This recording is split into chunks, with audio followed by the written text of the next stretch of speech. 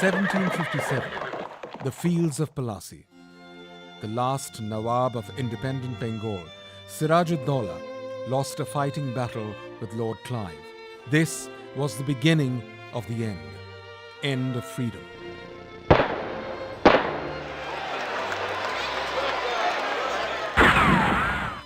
(1857), Indian sepoys declared mutiny against the existing British establishment.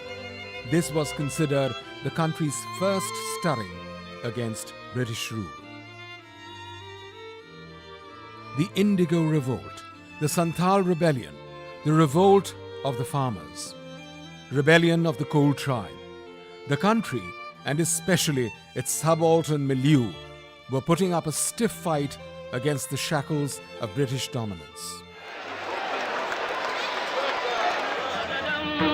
Vande Mataram, Vande Mataram, Vande Mataram, Vande Mataram, Vande Mataram.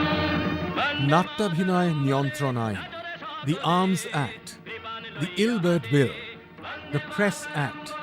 The British were trying hard to stifle the country's rising voice against foreign oppression. In the state of Maharashtra, Basudev Balwant Phadke chose armed revolution to fight the British. 1885, the Indian National Congress is founded. By this time, the dream of a free nation had seeped into the very soul of this great country. Freedom was not just a mere hope, it was the throbbing ambition of a nation. Freedom was a necessity that had to be achieved either through discussion and debate or extremism and violence. Shymaprasad Mukherjee was born on 6th of July 1901 to Sir Ashutosh Mukherjee and Jogomaya Devi in their family house on 77 Rosha Road, Calcutta.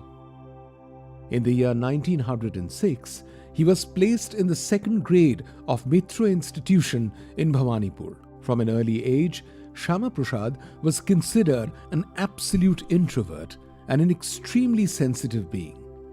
As meritorious as he was, the young boy received scholarship for his matriculation and went on to graduate from Presidency College, Calcutta with distinction. A major in English in 1921, Shyamaprasad was awarded a first-class first graduate degree, but upon the insistence of his father, Sir Ashutosh Mukherjee, further pursued his masters in Bengali literature from the University of Calcutta. In 1922, he married Shudha Devi. The following year, he again proved his academic excellence by scoring the highest for his masters in Bengali literature. 1924. The sudden death of his father, Sir Ashutosh Mukherjee, altered the course of this young man's life forever.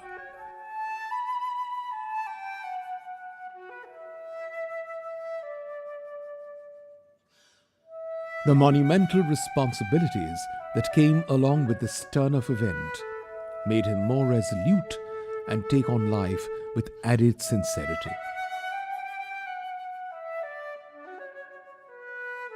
In 1924, he completed his bachelor's degree in law and started practicing in Calcutta High Court.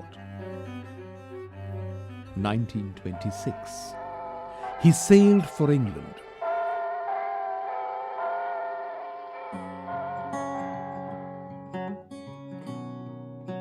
With the sole purpose of becoming a barrister-in-law from the famed Lincoln Inn College.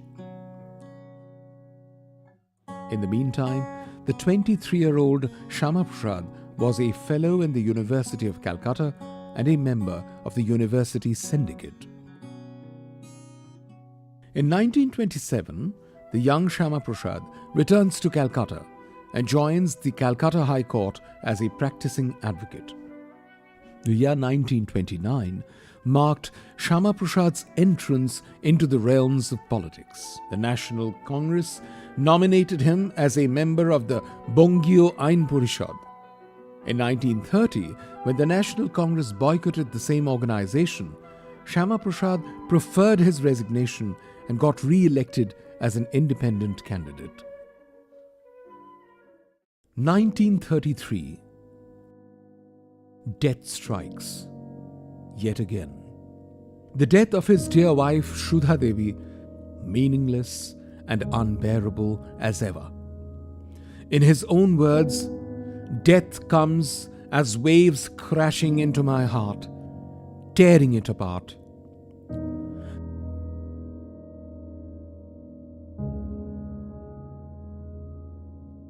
In 1934, the 33-year-old Shymaprasad Mukherjee was elected as the youngest ever Chancellor of Calcutta University. And from that very moment, the young man steered his entire efforts into developing the University of Calcutta into an estimable educational establishment. He triggered the growth of various new departments. Despite strong protests from university officials, a new course in agricultural studies was introduced. He incorporated separate departments for Chinese and Tibetan philosophy and also commenced the study of Hindi in the bachelorette course. He also published a new book with detailed translation and interpretation in Bengali of existing scientific terminologies. A training course for school teachers, specifically aimed for women, was introduced in the university curriculum. For the first time, the University of Calcutta, under Shymaprasad's leadership, initiated a uniform college code. A new set of rules were announced for matriculation examination. He eradicated the age limit attached to various courses. It was his perseverance that led to the creation of a brand new modern library and an archive named after late Sir Ashutosh Mukherjee.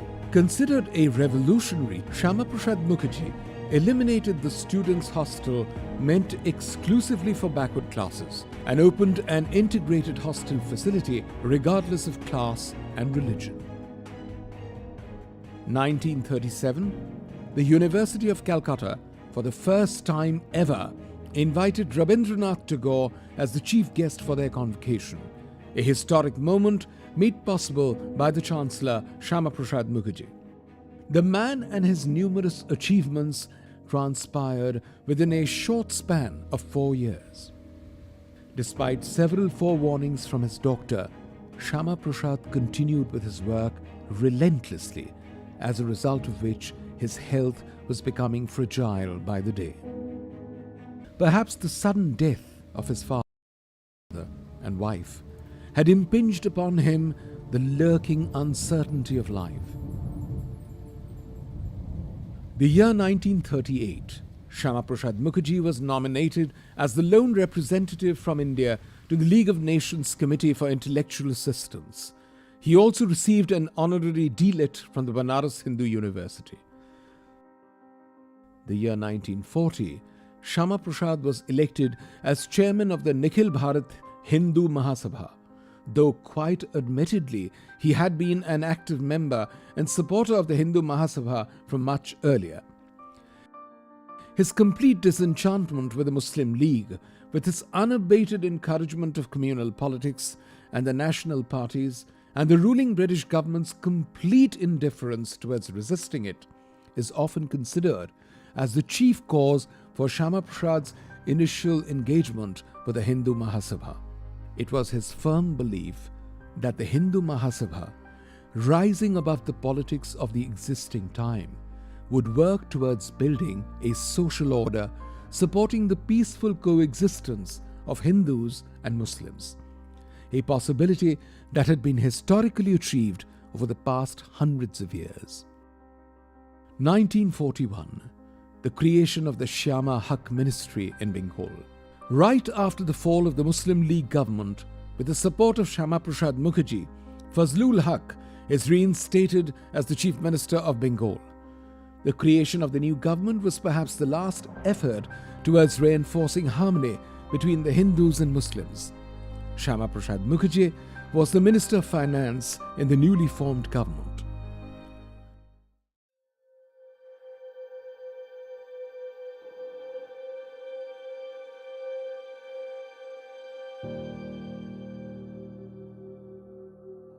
The times, they were changing. The Second World War had already started.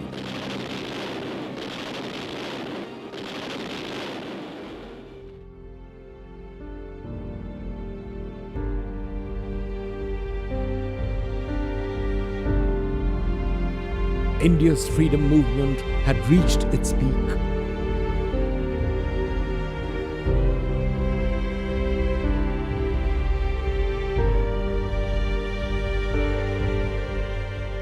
The British had taken resort to divisive politics in order to combat the country's rising nationalism.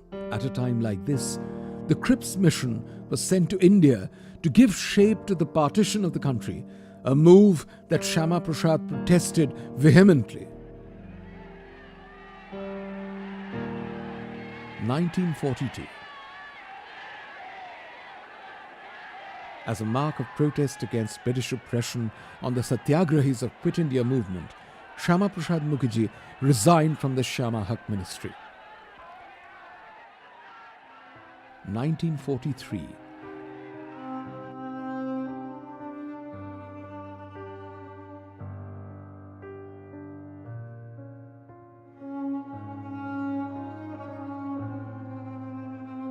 The Great Famine was tearing across Bengal.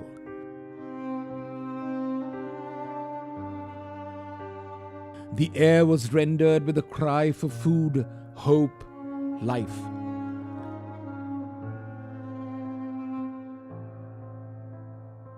Shymaprasad immersed himself in the relief work for the famine-affected people of his state.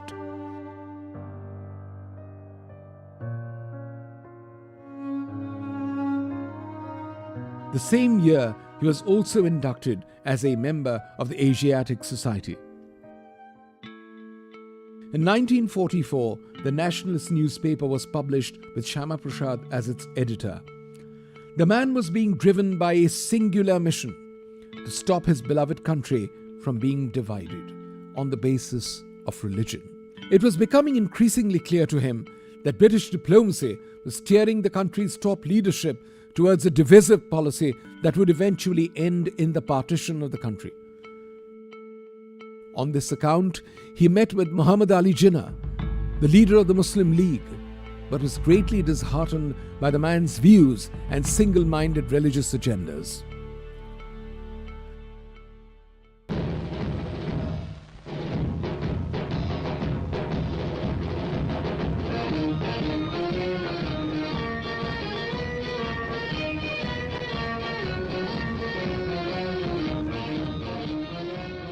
In 1945, Calcutta. A student protest march demanding the release of the prisoners of Azad Hind Fauj was mercilessly suppressed by the British government. Criticizing the role of the ruling government, Shymaprasad Mukherjee, in all earnest, backed the students and their right to dissent. 1946.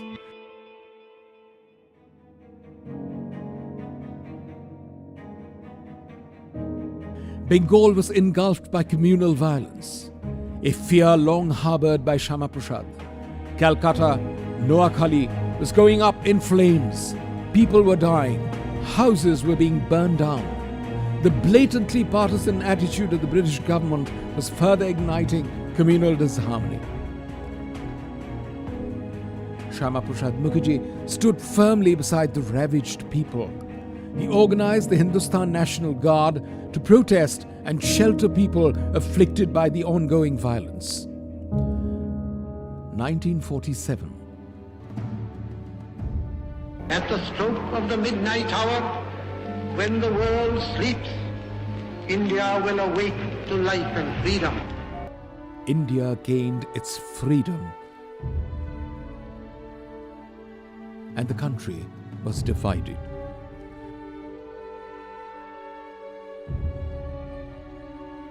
The partition emerged as its most inescapable truth, a partition that was possibly unhindered too.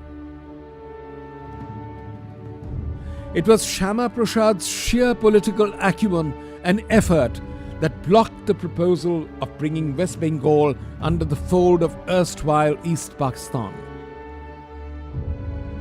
On invitation from Jawaharlal Nehru, he joined the central cabinet as Minister for Industries and Supplies. Apart from making various important changes, he applied the use of mixed economy in business and industries.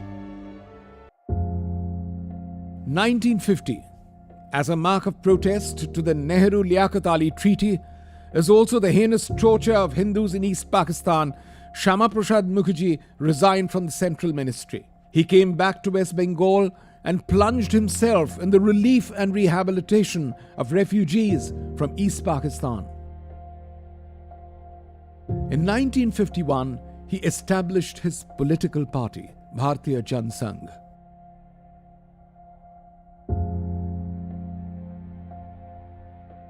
In 1952, he contested in the country's first general election as a candidate from South Calcutta, which he won and was elected as a member of the Lok Sabha.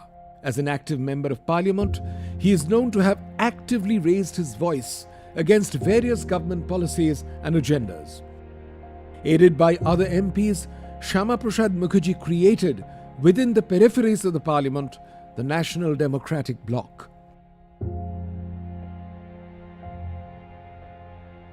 Early 1953, the issue of Kashmir as part of mainland Indian territory and the movement of the Praja Parishad in Jammu with regard to this were receiving active support from Shymaprasad Mukherjee.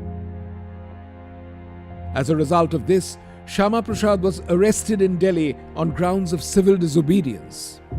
5th May 1953, Shymaprasad called out for Kashmir Day. On 8th May, along with his two mates, he headed for Kashmir. He was arrested upon his arrival in Srinagar and imprisoned in Srinagar Central Jail. Few days later, he was transferred to a small house in the outskirts of Srinagar. 19th June, his health dipped further. Diagnosed with dry pleurisy, doctor prescribed the injection of streptomycin as an immediate relief for him. Shymaprasad stated his allergy for penicillin. 22nd June, his health was becoming progressively worse. That moment before death, what was he thinking? This devastated, bloodied, divided piece of land is not my homeland? What were his dying thoughts? That common man is perhaps the only victim of the twisted fate of politics? The soul of his beloved country? Was it as divided and mutilated as its borders? His convictions must have staggered. Thoughts about his family, his faith, his politics, his life must have clouded the dingy cell tucked away in far-flung Kashmir Valley.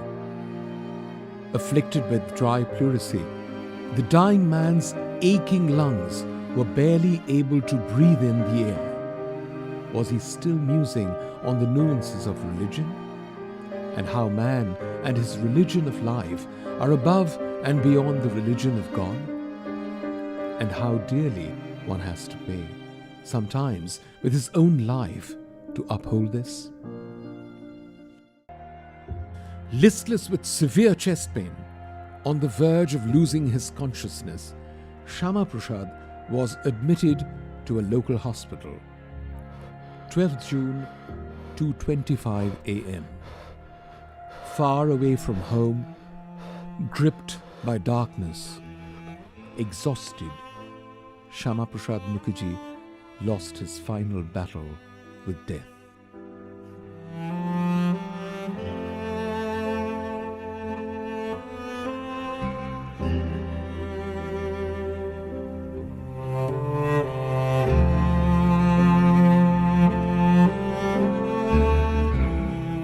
Shymaprasad's mother had appealed to the government for a fair inquiry to clear the veil of secrecy surrounding the death of her illustrious son.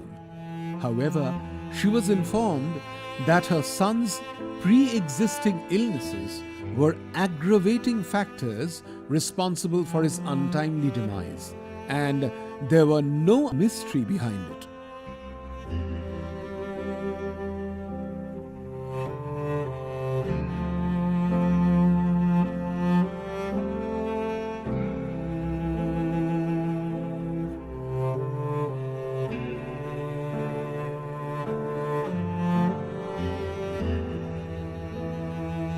Of course, whether the grief of failing to prevent the fragmentation of the Indian nation or the pain of observing the common man's falling prey to the dirty games of self-serving politics, which of these thoughts and emotions were egging Shymaprasad in his last moments, already imprisoned for having given privilege to humanism over religious divisiveness, were never conveyed to his grief-stricken mother. For that matter, these kind of thoughts always remain in the dark. After all, when has the state ever genuinely empathized with a bereaved heart?